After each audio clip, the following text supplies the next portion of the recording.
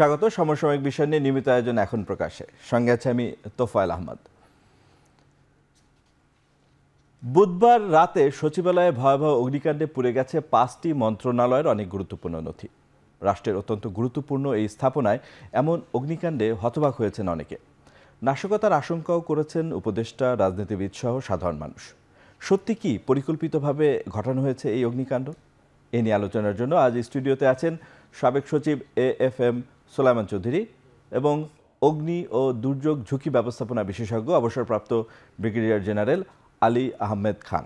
আপনাদের দুজনকে স্বাগত এখন টিভির এই নিয়মিত আয়োজনে।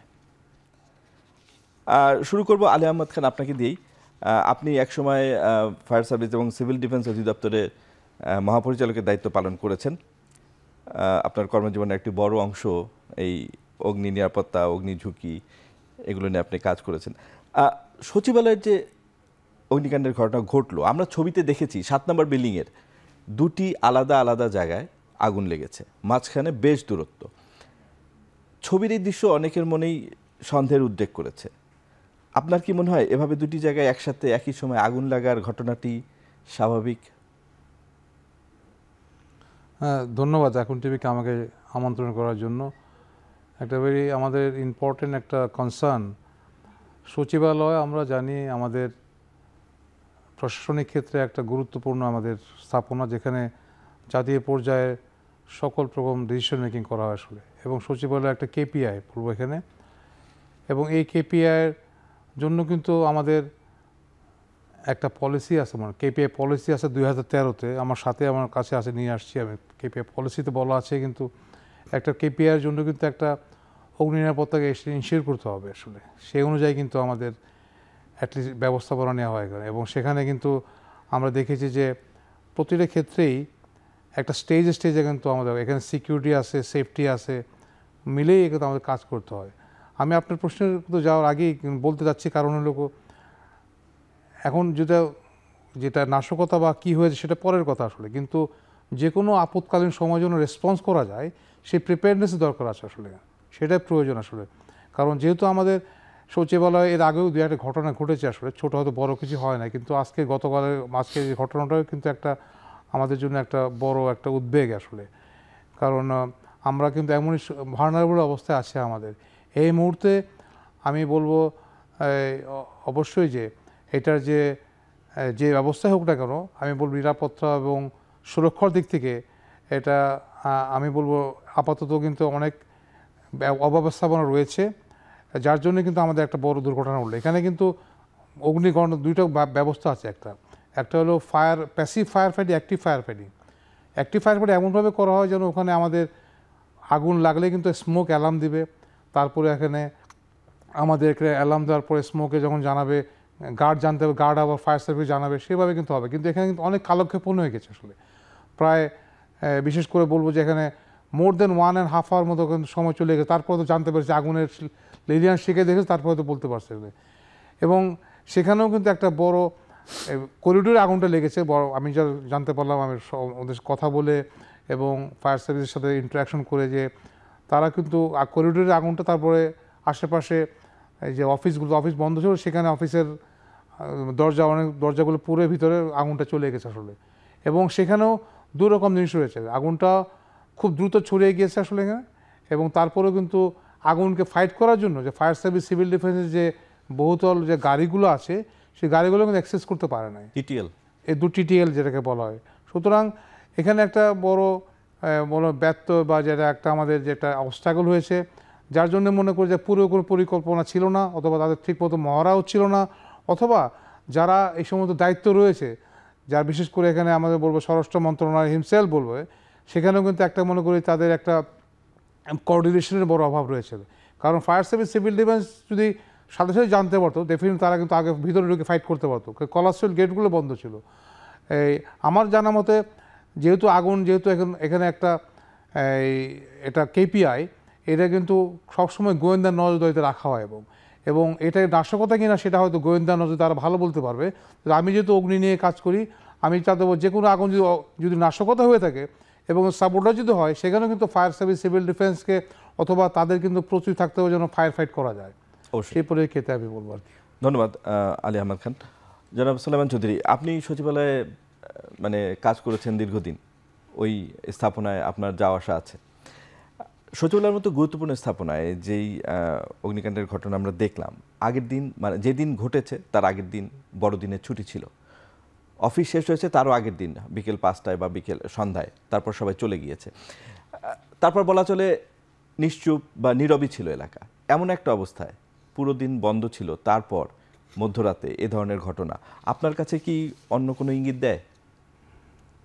ধন্যবাদ আপনাকে। আমি প্রথমেই শোক প্রকাশ করছি অগ্নি নির্বাপনের একজন কর্মী শাহাদাত বরণ করেছেন, তার শোক প্রকাশ করছি, তার বিদায়ী আত্মার মাগফিরাত কামনা করছি, তার পরিবার পরিজনকে আমার অন্তরের অন্তঃস্থল থেকে শোক প্রকাশ করছি। আমি প্রথমেই বলবো, আপনি দেখুন আগের দিন বিকেল 5টায় অফিস বন্ধ হয়ে গেছে, তারপরেও হয়তো নানান কারণে কিছু লোকজন রয়ে গেছে। একটি রাত পার হয়ে গেছে, একটি দিন পার হয়ে গেছে, তারপরের রাতে এই ঘটনাটি ঘটেছে, দুঃখজনক। এতে নাশকতার যে প্রকাশ করা হয়েছে, আমি শুধু নাশকতা বলবো না, কোনো গভীর ষড়যন্ত্র আমাদের দেশকে নিয়ে, আমাদের দেশের জনগণকে নিয়ে, আমাদের দেশের সম্পদকে নিয়ে আছে কিনা এটা খতিয়ে দেখতে হবে। যা যা ঘটেছে এটা আমরা জেনেছি, জেনে যা পেয়েছি, হ্যাঁ অগ্নি নির্বাপনের কিছু ত্রুটি বিচ্যুতি ছিল, এবং বিশেষ করে অগ্নি যখন শুরু হয়, অগ্নি নির্বাপনের ভারী বড় যানবাহনগুলো এবং বড় বড় মইগুলি ঢোকার যেই ব্যবস্থা, এটা ছিল না। এটা গণপূর্ত বিভাগের একটি বড় ধরনের দুর্বলতা এবং গাফিলতি। তার সঙ্গে সঙ্গে স্বয়ংক্রিয় অগ্নি নির্বাপনের কোনো ব্যবস্থা কার্যকর ছিল কিনা এটা আমরা দেখতে পাচ্ছি না। তার পাশাপাশি পর্যাপ্ত পরিমাণে অগ্নি নির্বাপনের ব্যবস্থাও আসলে ছিল কিনা সেটিও আমরা দেখতে পাচ্ছি না। সাথে সাথে পুরো কেপিআই অর্থাৎ সচিবালয় এলাকায় পানি পর্যাপ্ত পরিমাণে রাখার কোনো ব্যবস্থা নেই, এটা আপনারা জানেন। পানির জন্য বাইরে যেতে হয় অগ্নি নির্বাপনের কাজে ব্যবহারের জন্য, অত্যন্ত দুঃখজনক বিষয়। তারপরেও বলবো, অবশ্যই নাশকতার ইঙ্গিতকে উড়িয়ে দেয়া যায় না। এখানে কোনো লোকজন থাকার কথা নয়। দায়িত্বশীল পদে আছেন এমন লোকজনও কিন্তু সেই ইঙ্গিত দিয়েছেন, উপদেষ্টা, রাজনীতিবিদ, দায়িত্বশীল পদে আছেন। কেবল মাত্র সিলেক্টিভ পাহারাদার, এবং তাদের রেকর্ড আছে কারা কারা সেখানে ছিলেন, অন্য লোক থাকার কথা নয়। যে যে কারণে অগ্নি লাগে, বিড়ি সিগারেট অথবা কেউ যদি পানি ফুটায়, বিদ্যুৎ ব্যবহার করে ইত্যাদি, মশার কয়েল ব্যবহার করে, এই সমস্ত কারণে অগ্নির উৎপত্তি হতে পারে। অতীতে ছোটোখাটো দুই একটি ঘটনা সচিবালয়ে এরকম হয়েছিল, কিন্তু এত বড় মেসাকার, এটি নাশকতা ছাড়া কোনো অবস্থাতেই সম্ভব নয়। আমার মনে হয় আমার সহ আলোচক তিনি এই বিষয়ে আরও ব্যাপক বলতে পারবেন যে এটি কিভাবে কি হয়েছে, কত ধরনের নাশকতা। ধন্যবাদ। ধন্যবাদ সুলাইমান চৌধুরী। জনাব আলী আহমদ খান, আমরা শুনেছি যে ওখানে 5টি ফটক আছে এবং ফায়ার সার্ভিসের গাড়ি ঢোকার জন্য 2টি ফটক বা গেট আছে, এবং দুটিতেই গাড়ি ঢুকতে সমস্যা হয়েছে এবং টিটিএলগুলো ঢুকতে কষ্ট হয়েছে। তো এ ধরনের একটা বড় ত্রুটি, আপনি যেটি বললেন, আমরা তো প্রায় মহড়া দেখি এবং কেপিআই যেহেতু ইন্সপেকশনও হয়েছে, আমরা ধারণা করি এ ধরনের মানে জনপ্রশাসনকে বা এ ধরনের আর্লি মানে ত্রুটি বিচ্যুতির বিষয়গুলো কি ফায়ার সার্ভিস, সিভিল ডিফেন্স আগে তাদের অবহিত করেছে, যেটা তাদের জন্য ঝুঁকি তৈরি করছে? হ্যাঁ, এটার জন্য কিন্তু একটা নিয়মিত মিটিং হয়। আসলে আমার সোফার আগে রিমেম্বার, আমি যখন ডিজি ছিলাম এখানে, তখন কিন্তু স্বরাষ্ট্র মন্ত্রণালয় ও জননিরাপত্তা বিভাগ, তারা কিন্তু এটার দায়িত্বে আছে। আসলে হোল সচিবালয়ের নিরাপত্তা, যদিও মুখ্য সচিব ওনার দায়িত্ব টোটালি আছে এখানে, মানে আমাদের যেটা ক্যাবিনেট সেক্রেটারি উনি ওভারঅল, বাট তবু রেসপন্সিবিলিটি গোস টু কাকে, মানে যাকে ধরা দায়িত্ব আছে এখানে, it is goes to that জননিরাপত্তা বিভাগ। তারা কিন্তু বিভিন্ন সংস্থার সাথে কোঅর্ডিনেশন করে নিরাপত্তা জোরদার করা হয়। সেখানে কিন্তু বলা হয়েছিল, আমি যখন ছিলাম তখন বলেছিলাম যে এখানে গেটটা আপনার এটাকে একটা হাইটটা যদি না দেন ফায়ারের গাড়ি আসতে পারবে না, এবং আমাদের চিঠিও লেখা হয়েছে, চিঠিগুলো আছে আসলে এখানে। আমি ডিজি মহোদয়কে বলেছিলাম যে আপনারা এগুলো দেখেন আর কোঅর্ডিনেশন করে, হয়তো তখন তারা জিনিসটা প্রফেশনালি করা হয় না, অত বলছে গেটটা যে হাইটটা বাড়া হয়তো কস্টিং বেড়ে যাবে, অনেক কিছু ফ্যাক্টর আছে, অথবা দেখতে সুন্দর লাগবে না, অত আর্কিটেক্টটা হয়তো কিছু আছে এখানে। এটা গণপূর্তরা কাজ করে গেলে, এটা সোলাইমান ভাই যেটা বললেন যে গণপূর্তরে তারা টোটালি ফায়ার সিস্টেম, গেটের কুদিতে যাবে, গাড়িগুলো কোথায় রাখবে সেটাও একটা ওরা আবার দেখেন। এখানে কিন্তু আপনি এই সব গেট দিয়ে আসতে হবে, কিন্তু আপনি যদি সেই ওসমানী ইমারতের গেট দিয়ে আসেন এখানে কিন্তু গাড়ি যেতে পারবেন ওই পাশে, কারণ ওখানে কিন্তু হাইট আবার কম। ওই পাশে যে 7 নম্বর বিল্ডিং থেকে আপনার ওইদিকে এই বাণিজ্য মন্ত্রণালয় অত যাওয়ার কোনো রাস্তা নাই, কিন্তু ওখানে খুবই ছোটো সংকীর্ণ রাস্তা আসলে, আবার ঘুরে আসতে হবে। সুতরাং টোটালি একটা সার্কিট রাখতে হবে, একটা কমপ্লেক্সের জন্য একটা ফায়ার সার্ভিসের গাড়ি টিএলগুলোর জন্য মানে একটা সার্কিট দিতে হবে সুন্দরভাবে, ম্যানুভার করতে পারে, সেই জায়গাগুলো রাখা হয় না আসলে। টোটালি অকল্পিতভাবে করা হয়েছে। পরবর্তী ক্ষেত্রে আমরা যে বলার পরেও কিন্তু তারা কিন্তু এই সমস্ত ব্যবস্থা নেয়। সবাই মনে করে যে আগুন জীবনও লাগে না, লাগবে না, এরকম একটা মানুষেরই আছে। কিন্তু এই সেফটির ব্যাপারে কিন্তু এই কালচারটার ব্যাপারে সবাই একটু মানে একটু রিল্যাক্টেন্ট থাকে, এবং এখানেও কিছু কস্টিংও মানুষের কিন্তু এইভাবে কস্ট যেটা আছে ইনভেস্ট করতে চায় না আসলে, এটা একটা বড় রকম দুর্বলতা। পাশাপাশি বলতে চাই যে দুর্ঘটনাস্থলে কাজের তো একটা প্রোটোকল আছে। আপনি সোলাইমান চৌধুরী উল্লেখ করলেন, আমরাও জানি যে একজন ফায়ার ফাইটার নিহত হয়েছেন, এবং যেভাবে নিহত হয়েছেন মানে তার পরিবারের সদস্যই বলেছেন যে আগুন নির্বাপনে গিয়ে মৃত্যু হতে পারে, কিন্তু যেভাবে মৃত্যুটা হলো এটা অপ্রত্যাশিত। প্রোটোকল নিশ্চয়ই মানে এটা যখন এই ব্যত্যয়টা আসলে কেন হয়, বা এই ধরনের জীবন তো আসলে কারো কাম্য না। না, যখনই আগুনটা লাগছে তখন কিন্তু অনেক রকম এজেন্সি কাজ করে, মনে করেন ফায়ার সার্ভিস সিভিলিয়ানদের রেসপন্স আগুনটা ফাইট করার, এদিকে পুলিশ থাকে, তার অনেক সময় তার সিকিউরিটি এনশিওর করতে, ফায়ার ব্রিগেডের যারা আনইন্টারাপ্টেড কাজ করতে পারে ফায়ার সার্ভিস, এটা পুলিশের রেসপন্সিবিলিটি কিন্তু একটা। সুতরাং এখানে বলবো যে একটা সমন্বয়ের মাধ্যমে কাজ করতে হয়, সেইটা ইনসিডেন্ট ম্যানেজমেন্টের মধ্যে কাজ করতে হয়। সেই জায়গাটাও মনে হয় আমাদেরকে এখন ঘাটতি রয়ে গিয়েছে আসলে। আমরা ব্লেমিং দিয়ে কাজ করা যাবে না, হয়তো পুলিশের ব্লেম চলে আসতে পারে, বাট ডেফিনেটলি এখানেও একটা সমন্বয়ের একটা অভাব রয়েছে, যার জন্য যখনই কোনো ঘটনা ঘটবে বিভিন্ন এজেন্সি কীভাবে কাজ করবে তারও একটা গাইডলাইনগুলো আছে, কিন্তু আমরা যখন কাজ করতে পারি না আসলে, সেটা একটা বড় একটা ব্যত্যয় অবশ্যই আছে এগুলো। ধন্যবাদ। তবে আমাদের একটা বিরতি নেওয়ার সময় আছে, বিরতিতে যাওয়ার আগে জনাব সোলাইমান চৌধুরীর কাছে একটি প্রশ্ন রেখে যেতে চাই। সেটি হচ্ছে যে প্রশাসনের তরফ থেকে জানানো হচ্ছে 4টি মন্ত্রণালয় সবচেয়ে বেশি ক্ষতিগ্রস্ত হয়েছে, তার ডাক ও টেলিযোগাযোগ, স্থানীয় সরকার, যুব ক্রিয়া এবং এবং সড়ক ও পরিবহন। এই যে গুরুত্বপূর্ণ 4টি মন্ত্রণালয়, এবং এই মন্ত্রণালয়ের দায়িত্বপ্রাপ্ত যারা উপদেষ্টারা আছেন তাদের কেউ কেউ আপনি যেটি বলছিলেন যে নাশকতার আশঙ্কা করেছেন, এবং তারা বলেছেন যে তারা কিছু স্পর্শকাতর বিষয় নিয়ে কাজ করছিলেন। তো এই যে তারা বলছেন যে তারা স্পর্শকাতর বিষয় নিয়ে কাজ করছেন, এবং সেই মন্ত্রণালয়গুলোই সবচেয়ে দেখলাম আমরা সবচেয়ে বেশি ক্ষতিগ্রস্ত হয়েছে, এর ভিতর কোনো যোগসূত্র আপনি পান কিনা? বিরতির পরে সে আপনার কাছে উত্তরটি নেব। দর্শক, আমরা একটা বিরতিতে যাচ্ছি, ফিরে আসছি একটু পর, আমাদের সাথেই থাকুন।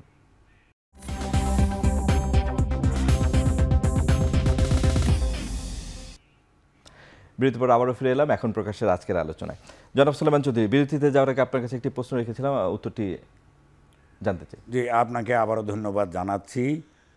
এই যে গুরুত্বপূর্ণ মন্ত্রণালয়গুলি, আপনি ঠিকই বলেছেন, অত্যন্ত গুরুত্বপূর্ণ মন্ত্রণালয়, বিশেষ করে স্থানীয় সরকার বিভাগের বিস্তৃতি প্রতিটি ইউনিয়ন পরিষদ পর্যন্ত আছে, এবং জনপ্রতিনিধিও আছে সেখানে। এরপরে ডাক ও টেলিযোগাযোগের আরেকটা গুরুত্বপূর্ণ অংশ আছে, সড়ক ও সেতু, তারপরে সড়ক বিভাগ, তারপরে সেতু মন্ত্রণালয় ইত্যাদি। এই যে মন্ত্রণালয়গুলো, এগুলো অত্যন্ত বড় মন্ত্রণালয়, ব্যাপক কাজকর্ম, এবং বিগত সরকারের আমলে ব্যাপক দুর্নীতি এই সমস্ত জায়গাতে হয়েছে, লক্ষ লক্ষ কোটি টাকার দুর্নীতি।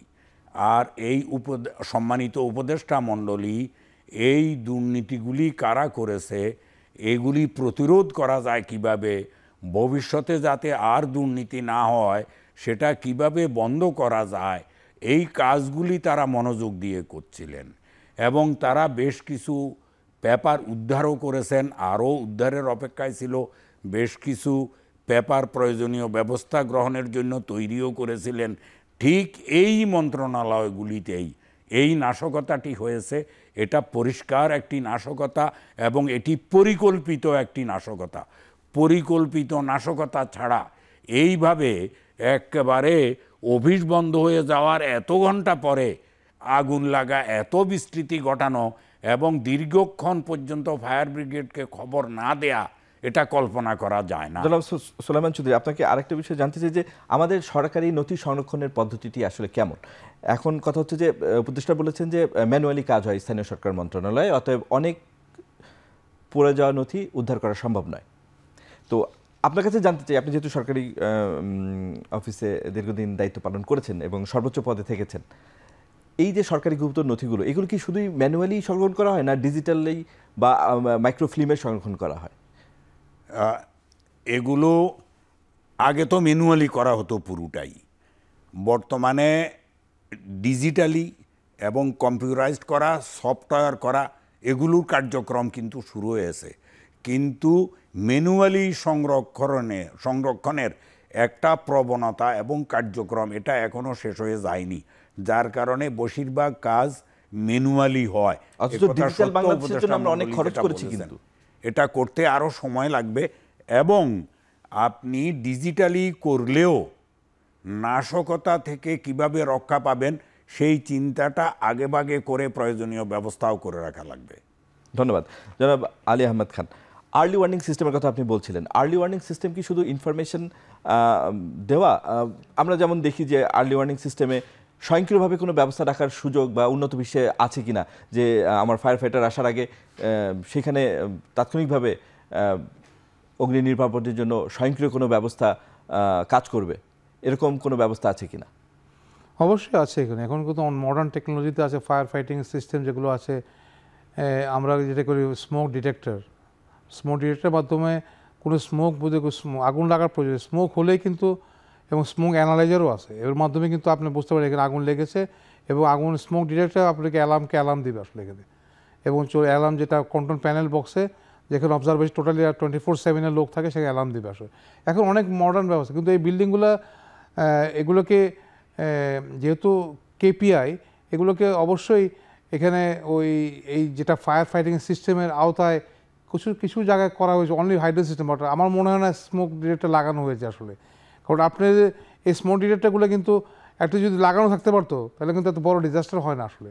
কারণ এখানে কিন্তু সবসময় কিন্তু মানুষ থাকবে না, হয়তো আনঅ্যাটেন্ডেড থাকে, অনেক সময় কোনো ব্যবস্থায় স্মোক চলে আসে, এগুলো আমাদের অ্যাটলিস্ট আমরা জানতে পারবো আসলে। এবং ফায়ারের আগে স্মোকটা কিন্তু প্রায় রিলিজ করে, তখন টেম্পারেচারটা গেইন আসলে। সেই আর্লি ওয়ার্নিং সিস্টেমের কথা আমি বলছিলাম আসলে। এবং যে সময় লেগেছে, হ্যাঁ জি, মানে অগ্নি নিয়ন্ত্রণে 6 ঘন্টা সময় লেগেছে, অগ্নি পুরোপুরি নেভাতে লেগেছে 10 ঘন্টা সময়। আপনি কি মনে করেন যে পরিস্থিতিতে ঘটনা, মানে সার্বিক পারিপার্শ্বিকতা বিবেচনা করে এই সময় একটু, যেটা অভিযোগ আছে যে একটু বেশি সময় লেগেছে, ক্ষতিটা বেড়ে গেছে? এখানে উৎসুক জনতা ছিল না যেহেতু অনেক রাতে। প্রথমে যেটা বলি এখানে, যেহেতু আমি যেটা বলছিলাম যে এখানে অ্যালার্ম সিস্টেমটা জানতে পারলে জানতে পারতাম, কিন্তু এখানে ডিলেড ইনফরমেশনটা হয়েছে আসলে। আমি টেলিফোনের মাধ্যমে খবর নিলাম, অথবা বিভিন্ন স্পোর্টসে জানতে পারলাম যে আগুনটা করিডোরে ছিল, করিডোর থেকে রুমে গিয়েছে।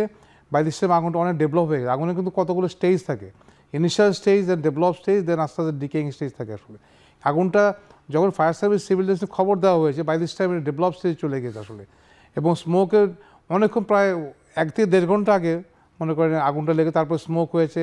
এবং বাই দিস টাইম কিন্তু যারা গার্ড ছিল, অথবা যারা পুলিশ ওখানে ছিল, যারা ছিল, তারা কিন্তু বুঝতেই পারে না আসলে একবারে। এটা একটা বড় মনে করবে আর দুর্বলতা বলবো এখানে, এই যে কেপিআর ক্ষেত্রে বলবো একবারে। সুতরাং অ্যাটলিস্ট আমি মনে করি যে এই জায়গাটা আপনি যেটা বললেন যে সময়টা বেশি লেগেছে কিনা, তখন আগুন ডেভেলপ হবে, তখন কিন্তু ফায়ার সার্ভিসও অনেকে, তখন অনেক পানি লেগেছে, এবং বিশেষ করে যে আগুনটা তো ছড়িয়ে গেছে, এবং ফায়ার সার্ভিস কেয়ারফুলি গেটগুলো বন্ধ ছিল, যে গেটের ভিতরে যাবে সেই গেটগুলো ভেঙে ভেঙে তার ভিতরে ঢুকছে আসলে। এই সময় এখানে সময় নষ্ট হয়েছে।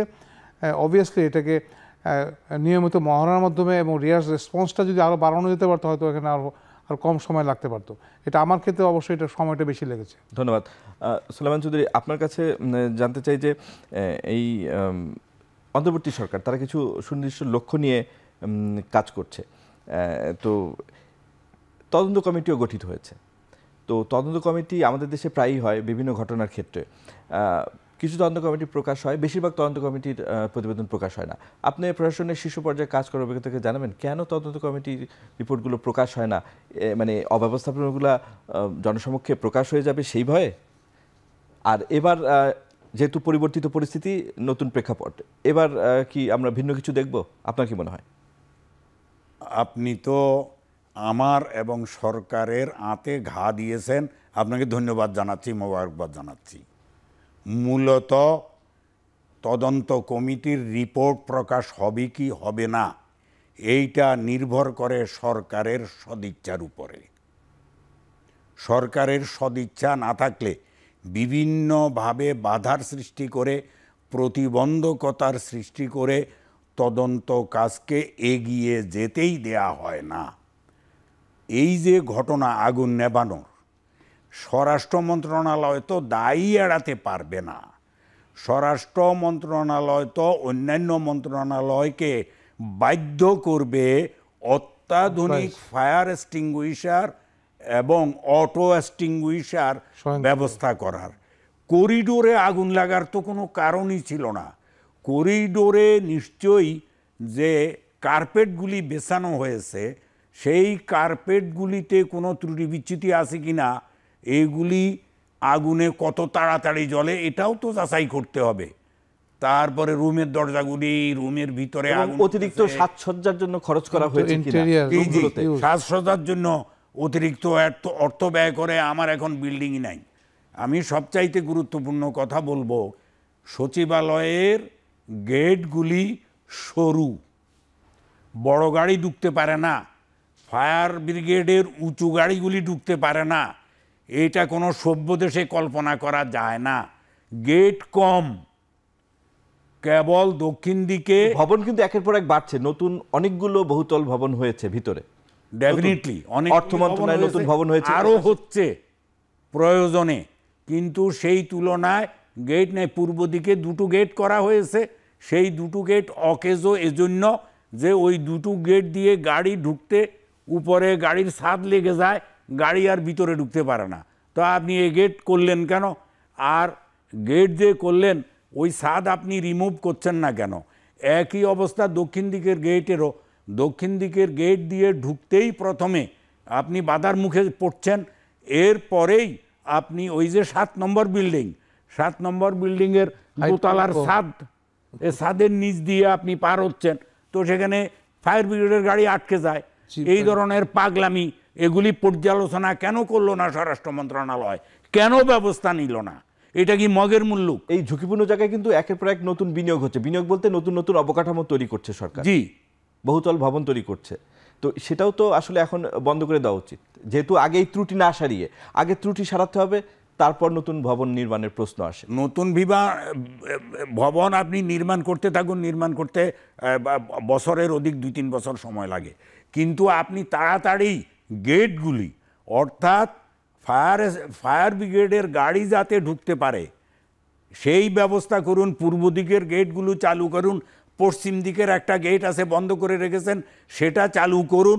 সেটা চালু করলে পশ্চিম দিকের গেট দিয়ে, তাহলে অর্থাৎ এই প্রেস ক্লাব বরাবর যে গেটটা পশ্চিম দিকে, সেই গেটটা আপনি একটু চওড়া করে যদি চালু করুন, সেখানে কোনো বিল্ডিং নাই, উপরে একদম আকাশ, বড় গাড়িগুলি সহজে ওদিক দিয়ে ঢুকতে পারবে। এই রকম ব্যবস্থা জরুরি ভিত্তিতে নিতে হবে। ধন্যবাদ সুলেমান চৌধুরী।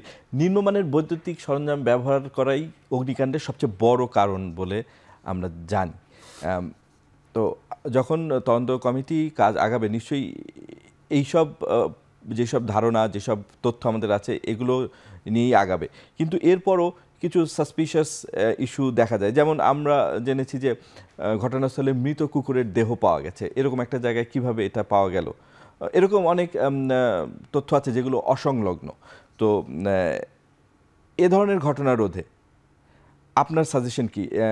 যদি পার্টিকুলারলি সচিবালয়কেই মানে আমরা নিরাপদ করতে চাই। আমি তো প্রথমে সচিবালয় বললাম যে একটা কেপিআই, কিপার ইনস্টলেশন, এটার সেফটি সিকিউরিটির ব্যাপারে অনেক ঘাটতি রয়েছে আসলে। কারণ এখানে অনেক রকম লোকজন আসে এবং তাদের প্রপার কারা আসে এবং সেভাবে কিন্তু ইদানিং যেটা বলবো হয়তো আগে করতে পারে ব্যবস্থা নেওয়া হচ্ছে না। কারণ এখানে আপনি যেটা বললেন যে প্রথম ইলেকট্রিক্যাল, এটা বললেন ইলেকট্রিক্যাল যে অ্যাপ্লায়েন্সেস যেগুলো আছে, ইলেকট্রিক্যাল স্ট্যান্ডার্ড বিশেষ করে তার যেগুলো আছে এগুলোর তো মানগুলো খুব নিম্নমানের। আর কিন্তু এখন তো ফায়ার এখানে যারা কাজ করে পিডাব্লিউডি কাজ করে বেসিক্যালি তারা কিন্তু স্ট্যান্ডার্ড মেনটেন করতে হয়, করে তাদের স্পেসিফিকেশন অনুযায়ী। ডেফিনেটলি তারা নিম্নমানের জিনিস ব্যবহার করা উচিত করে না এখানে। তবুও কিন্তু দেখা যাচ্ছে যে অনেক মন্ত্রণালয় আছে এখানে অত্যধিক পরিমাণের আপনারা ডেকোরেশন ইউজ করে, এখানে ইন্টেরিয়ার করা, ইন্টেরিয়ার মধ্যে লাইটিং দেওয়া হয় মনে করেন। আর এখানে কোনো স্মোক ডিটেক্টর যেহেতু নাই, আর এই যখনই আপনার ইন্টেরিয়ার ডেকোরেশন উপর দিয়ে ইলেকট্রিক তার নেওয়া হবে, তার যদি নিম্নমানের থাকে সেখানে শর্ট সার্কিট হতেও পারে, কাজ লাগে কাজ করে। সুতরাং আমি কিন্তু ফায়ার লোডও বাড়াচ্ছে, অ্যাট দ্য সেম নিম্নমানের তার যেহেতু আমাদের ইউজ করতেছে তারা এখানে, যেটা ঠিকাদাররা বিভিন্ন রকম তারা মন্ত্রণালয়ের পার্সোনালি কাজ করে, এটা হয়তো পিডাব্লিউডি তার নলেজেও নাই, তখন জিনিসটা হয় কি একটা জিনিসটা আরও রিস্কটা বেড়ে যায় আসলে। আর ওভারঅল আমি বলবো যে কেপিআই হিসাবে যেটা কেপিআর পলিসিতে আছে কিন্তু আপনার টোটালি আপনার ফায়ার ডিটেকশন প্রোটেকশন থাকবে এবং অলসো অ্যালার্ম সিস্টেম থাকতে হবে, তবে কিন্তু স্ট্যান্ডার্ড কেপিআই সেই কেপিআই পলিসি ফলো করা হচ্ছে না এখানে, যে এটা অফিসিয়াল অনুযায়ী বলবো। সুতরাং এটা একটা বড় ব্যত্যয় বলবো এখানে।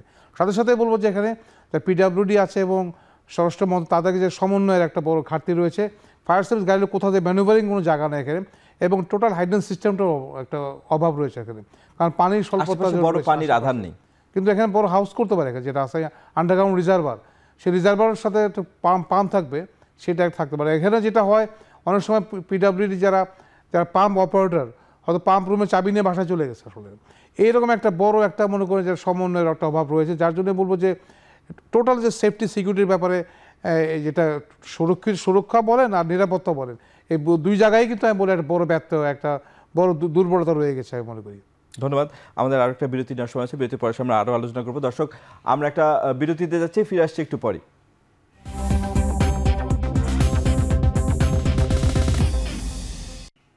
বিরতির পর আবারও ফিরে এলাম আজকের আলাপে। জনাব সোলায়মান চৌধুরী, আপনি বলছিলেন আপনার ধারণার কথা, নাশকতা এটা হতে পারে। তো এই যে টেকনিক্যাল বা তদন্ত কমিটি যে হয়েছে, এর বাইরে নিরাপত্তার প্রেক্ষাপটে আলাদা কোনো কমিটি হওয়া উচিত বলে মনে করেন কিনা? মানে গোয়েন্দা সংস্থার সদস্য বা এই জাতীয় মানে প্রতিনিধি বা এই জাতীয় যে প্রতিষ্ঠানে যে কর্মরত আছে তাদের নিয়ে আলাদা করে কমিটি হওয়া উচিত কিনা? জি, অবশ্যই হওয়া উচিত, এবং সকল গোয়েন্দা সংস্থাকে জিজ্ঞাসাবাদের আওতায় আনতে হবে। তারা ফেইলিয়রের জন্য, মানে কেন হলো, তারা কি দায়িত্ব পালন করেছে, তাদের গাফিলতি কোথায়, তাদের ত্রুটি কোথায় ছিল, এগুলিও চিহ্নিত করা লাগবে। আর তার সঙ্গে সঙ্গে নিরপেক্ষ এক্সপার্টও রাখা লাগবে তদন্ত কমিশনে, তারা যাতে সুপারিশ করতে পারে যে কি কি ত্রুটি ছিল, কি কি গাফিলতি ছিল, আর কি কি করলে পরে ভবিষ্যতে আমরা এই ধরনের বড় দুর্ঘটনা এড়াতে পারি। এটার সঙ্গে আরও দেখতে হবে যে যারা ডিউটিরত ছিল তাদের পেছনে কেউ ইন্ধন জুগিয়েছে কিনা, তাদেরকে কেউ টাকা দিয়ে কিনে নিয়েছে কিনা নাশকতা করার জন্য, না হলে এত বড় নাশকতা করা সম্ভব না। পরিষ্কার এটি একটি নাশকতা হয়েছে আমার অনুমান নয়, আমি একেবারে সুনির্দিষ্টভাবে বলছি যে এটা একটা নাশকতা এবং আমাদের দেশকে, আমাদের স্বাধীনতাকে কলঙ্কিত করার একটা বড় ধরনের ষড়যন্ত্র। ধন্যবাদ। আলী আহমদ খান, ফায়ার সার্ভিসের কর্মীরা বিভিন্ন দুর্ঘটনায় অত্যন্ত সাহসিকতার সাথে এবং দক্ষতার সাথে দায়িত্ব পালন করে, এবং আমরা দেখেছি যে একটা প্রাণও গেল আমাদের সাম্প্রতিক ঘটনায়। তো ফায়ার সার্ভিসের ঝুঁকি দিন দিন বেড়ে যাচ্ছে কিনা এই বহুতল ভবন এবং আবাসন থেকে শুরু করে নগরায়ন বৃদ্ধির ফলে রাজধানী ঢাকাতে বিশেষ করে ফায়ার সার্ভিসের কর্মীদের ঝুঁকি এবং চ্যালেঞ্জ বেড়ে যাচ্ছে, আপনি কি মনে করেন এবং এটা মোকাবেলায় কী করা উচিত? না, ঝুঁকি বাড়ার সাথে সাথে কিন্তু টেকনোলজির মাধ্যমে এটা মডার্ন, আপনার সবসময় যখন বিল্ডিং একটা বানানো হোক না কেন, আপনার তো বিল্ডিং বা স্থাপনা যেটাই করা হোক না কেন, আমাদের একটা কোড কমপ্লায়েন্স আছে, এটা কোড ফলো করতে হয়। মেকানিক্যাল কোড আছে, ফায়ার কোড আছে, ইলেকট্রিক্যাল কোড, সবাই কোড ফলো। যখন আমি কোড ফলো করবো না তখন কিন্তু আমি ঝুঁকিতে চলে যাবো আসলে। সুতরাং সেটা একটা ডিফারেন্ট ফ্যাক্টর আর কি। এবং ফায়ার সার্ভিসের কর্মীদের ঝুঁকি নিয়ে কাজ করতে হবে, কারণ তারা কিন্তু ঝুঁকি নিয়ে মানুষের জীবন বাঁচাবে আসলে, সেটাই ফায়ার সার্ভিসের একটা আলটিমেট ব্রত আসলে এখানে। এবং ওইভাবে তারা they are develop like this, they are giving this save the life even at the cost of the own life আসলে, সেটা ডিফারেন্ট। এবং তারা সেভাবেই কাজ করে থাকে এবং তারা সেভাবে প্রতিজ্ঞাবদ্ধ। তো এখানে আমি বলবো যে এখন যেহেতু এটা কেপিআই ছিল একটা, কিন্তু এর ঘটনা যে না ঘটতে পারে সেটার ব্যাপারে আমরা আই হ্যাভ সাম রিকমেন্ডেশন, যেটা মনে করেন স্ট্রেট ওয়েতে।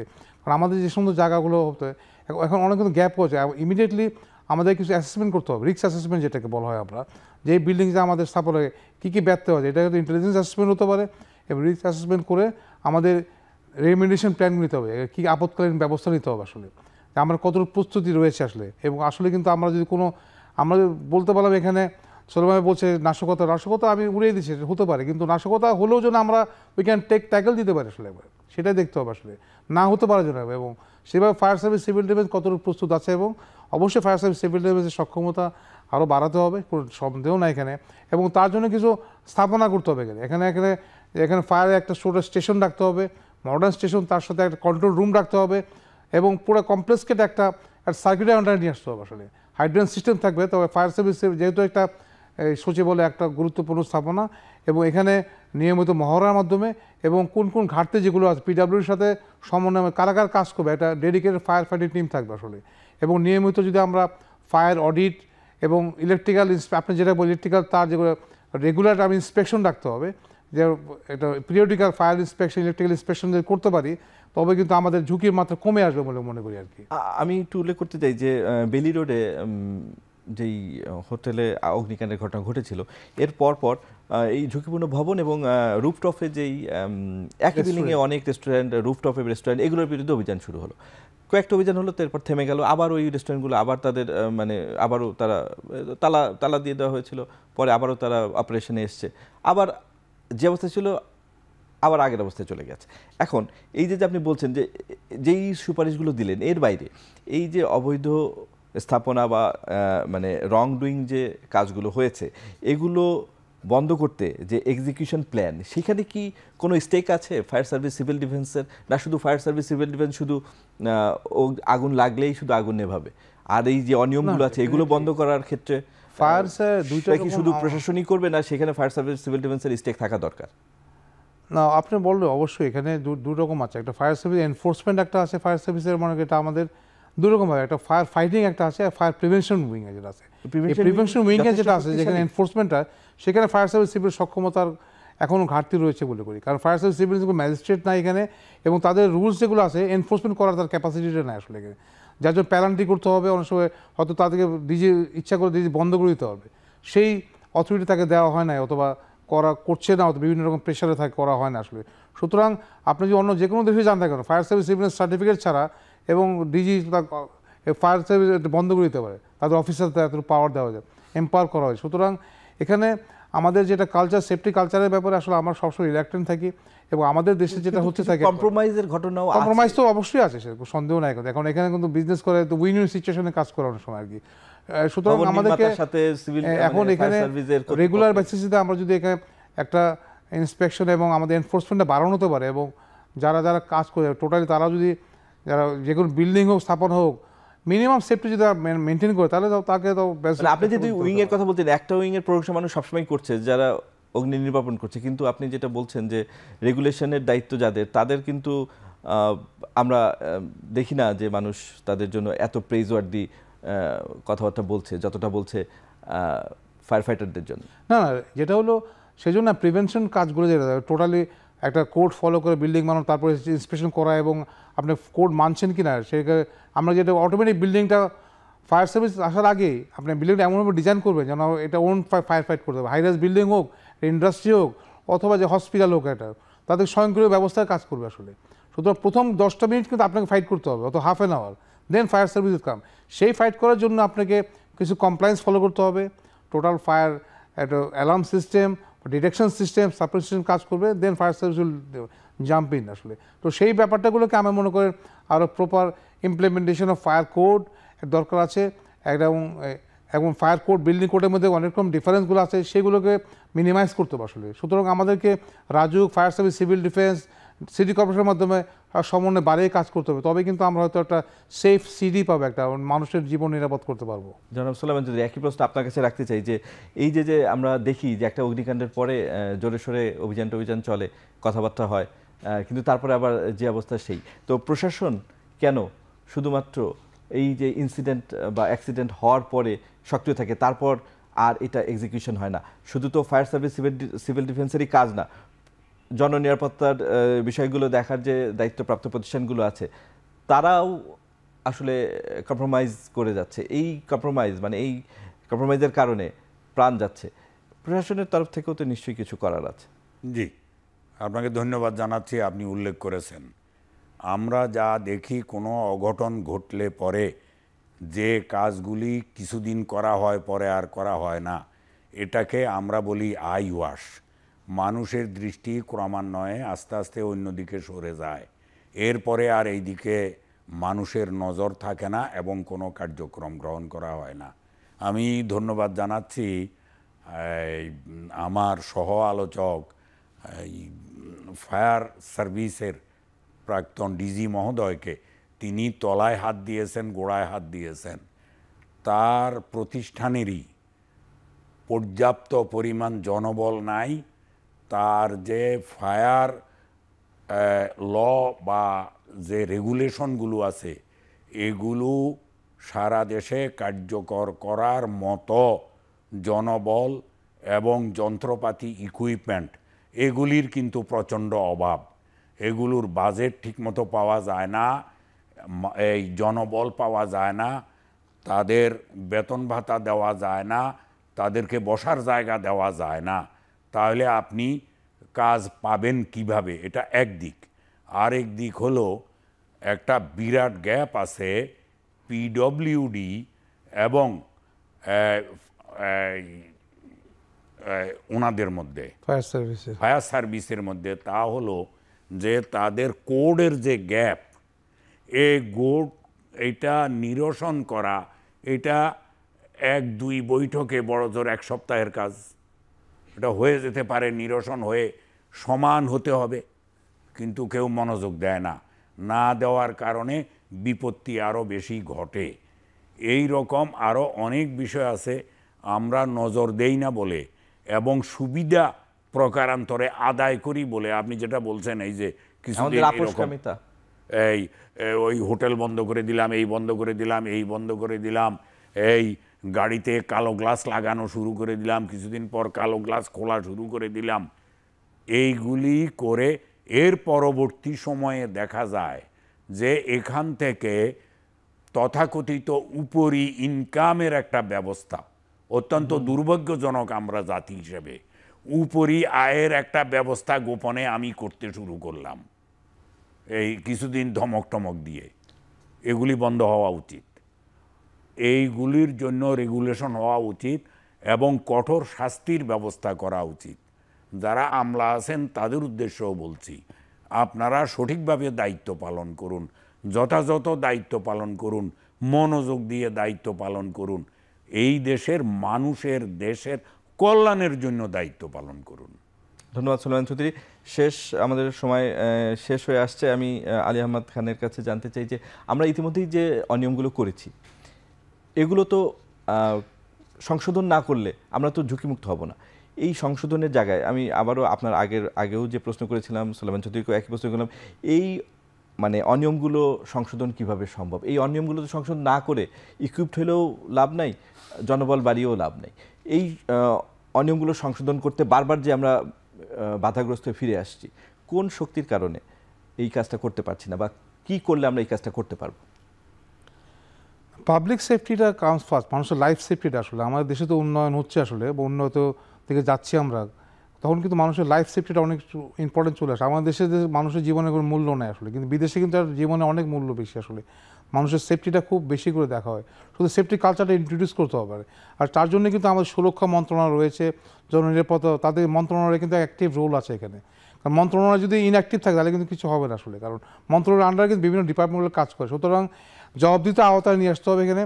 ফায়ার ডিপার্টমেন্ট কাজ না করে, পুলিশ ডিপার্টমেন্ট কাজ না করে, তাকে কিন্তু জবাবদিহি করতে মন্ত্রণালয়ের কাজ আসে। সুতরাং আমি বলবো যে একটা ড্রাস্টিক ইনিশিয়েটিভ নিতে মন্ত্রণালয়ে, তারা কিন্তু এই মানুষের পাবলিক সেফটির জন্য, এবং তারা কোনো প্রবলেমগুলো আছে কিনা, ফায়ার ডিপার্টমেন্টে কোনো লিমিটেশন আছে কিনা, এবং বিভিন্ন যে সমস্ত আইনগুলোর মধ্যে বৈষম্য আছে কিনা দূর করতে হবে, যেমন মানুষজন সুযোগ না নিতে পারে আসলে। সুতরাং এই জায়গাগুলো কিন্তু একটা বড় 5 তলা 6 তলা বিল্ডিং, হাইরাইজ বিল্ডিং না লোরাইজ বিল্ডিং, একটা বড় একটা বৈষম্য রয়েছে আইনগুলো। সেখানে একটা মানুষকে একটা মানে মিসইন্টারপ্রেট করে একটা মনে করেন নন রেগুলেটেড বিল্ডিং হয়ে যাচ্ছে একবারে, মানে আইন ফলো করে না আসলে। সুতরাং আইনটাকে এনফোর্স করার জন্য একটা টোটালি একটা এনফোর্সমেন্ট বডি রাখতে হবে আমাদের, যে ডিপার্টমেন্টই হোক না, এনফোর্সমেন্ট বডির কাছে দায়বদ্ধ থাকবে এবং মন্ত্রণালয় সেটাকে মনিটর করতে হবে। তবে কিন্তু আমরা যেটাকে মনে করি নিরাপদ এবং একটা সাস্টেনেবল সিটি পাবো, এবং মানুষকে, এবং যেটাকে লাইফ এবং প্রপার্টি সেফটি করে মানুষকে আমরা উন্নত দেশে যেতে পারবো। ধন্যবাদ আলী আহমেদ খান এবং জনাব সোলেমান চৌধুরী, আপনার দুজনকেই অসংখ্য ধন্যবাদ আমাদের এই আলোচনায় আজকে যোগ দেওয়ার জন্য। আমাদের সময় শেষ হয়ে এসেছে। দর্শক, আমরা আজ এখানেই শেষ করছি এখন প্রকাশ। আবারও দেখা হবে সমসাময়িক বিষয় নিয়ে। ভালো থাকবেন।